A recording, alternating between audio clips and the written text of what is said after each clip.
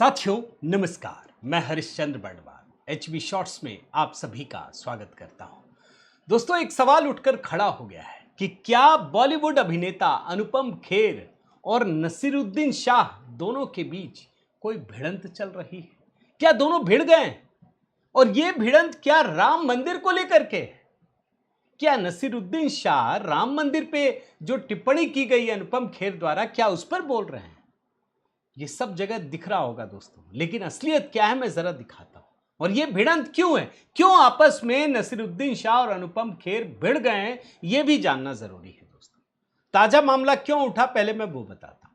ताजा मामला इसलिए उठा दोस्तों कि राम मंदिर में जो दान चोरी हुई है, चढ़ावा चोरी हुआ है, उसी सिलसिले में अनुपम खेर ने एक बयान दिया है। वो राम मंदिर से जुड़ी एक फिल्म में काम कर रहे हैं जिसमें अशोक सिंघल बने, आपने देखा भी होगा। अब उनसे सवाल पूछा गया ये दान चोरी को लेकर के, तो उन्होंने जो बयान दिया मैं जरा पढ़ के आपको सुनाता हूं। मंदिर तब लूटे गए थे जब मुगलों ने हमारे मंदिरों को नष्ट किया था। दान चोरी पे बोल रहे, समझिएगा। मंदिर तब लूटे गए थे जब मुगलों ने हमारे मंदिरों को नष्ट किया था, जब ब्राह्मणों की हत्या की गई, जब हमारे मंदिरों की संपत्ति लूटी गई, जब मंदिर परिसर में महिलाओं के साथ बलात्कार किया गया। वह कहीं ज्यादा बड़ी त्रासदी थी। अगर हम उस दर्द से उबर सकते हैं तो यह बहुत ही छोटी बात है, यह अनुपम खेर ने कहा। उन्होंने दरअसल क्या किया आप समझिए।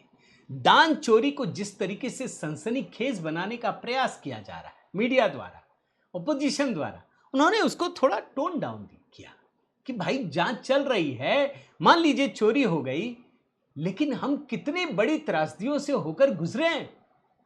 यही तो कहा ना उन्होंने, भाई मुगलों ने मंदिर नष्ट कर दिया, लूटपाट सब कुछ हुआ, तो ये भी हम झेल लेंगे, जांच तो हो ही रही, यही कहा ना।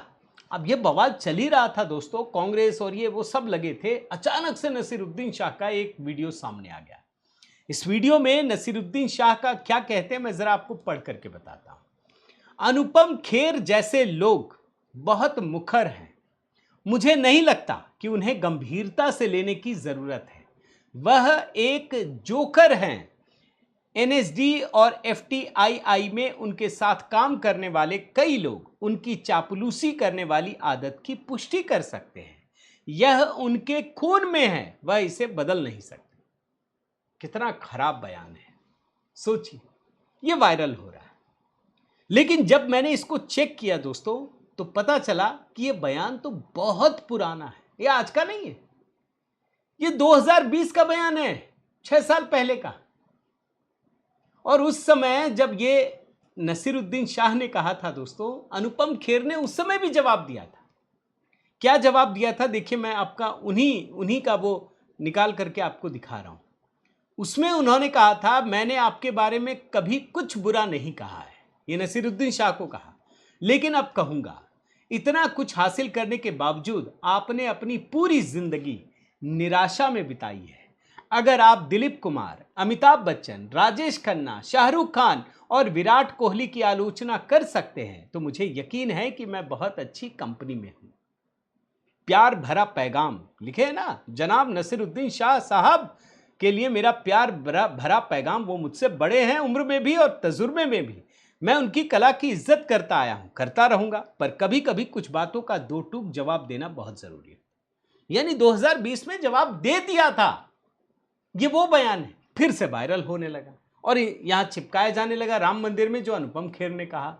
इसके बाद अनुपम खेर ने इसका भी जवाब दिया है दोस्तों। बाकायदा इंस्टाग्राम पर एक पोस्ट शेयर किया है और कहा है कि भैया वो जो हम लोगों के बीच हुआ था उसके बाद हम दोनों मिल चुके हैं, गले मिले हैं, एक दूसरे का सम्मान करते हैं।